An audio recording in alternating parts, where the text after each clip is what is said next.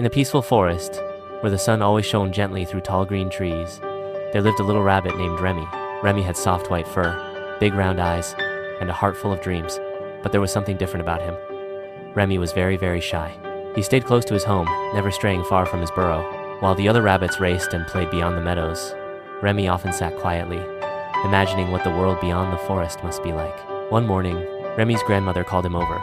"Remy," she said kindly, "you have a good heart. One day, you'll do something very special. But remember, real bravery isn't about fighting or shouting. It's about doing the right thing, even when you're scared." Remy nodded, though he wasn't sure what she meant. How could someone so small and shy ever be brave? That very afternoon, a strange noise rumbled through the forest.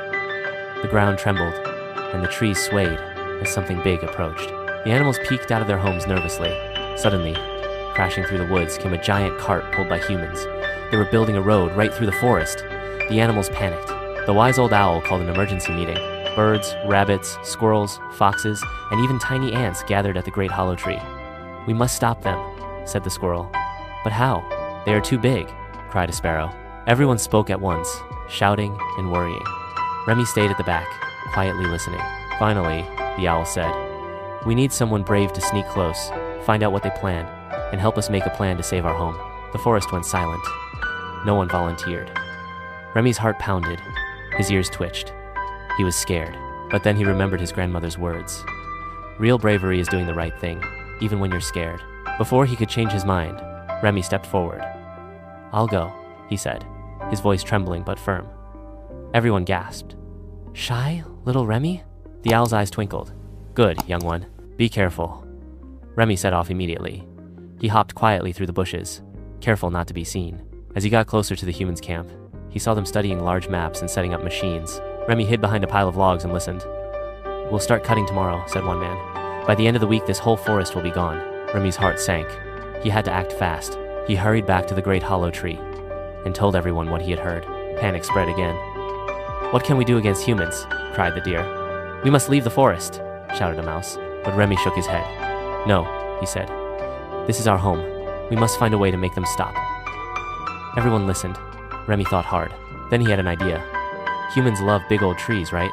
What if we show them that this forest is special, that it's full of rare trees, animals, and beauty? Maybe they'll protect it instead of destroying it. The owl nodded thoughtfully. "That's a wise idea." All night, the animals worked together. The birds picked the brightest flowers and hung them from trees. The squirrels gathered the shiniest nuts and laid them in patterns on the ground. The fireflies practiced flying in dazzling swirls. Even the shyest creatures came out to help, inspired by Remy's courage. By dawn, the forest looked like a magical kingdom, colorful, sparkling, alive with beauty. When the humans arrived, they stopped in their tracks. "Look at this place," said one. "I've never seen anything like it." "We can't destroy this," said another. "We must protect it." Later that day, the humans put up signs. "Protected forest, no cutting allowed." Cheers echoed through the woods. Remy's idea had saved their home. The owl flew down and placed a small crown made of twigs on Remy's head. "You have shown us," the owl said, "that bravery comes in all sizes. You may be small and shy, Remy, but your heart is mighty." From that day on, Remy was known as Remy the Brave, and whenever he walked through the forest, animals young and old would wave and smile at him. And Remy learned something important. You don't have to be the loudest or strongest to be a hero. You just have to believe in doing what's right. 20.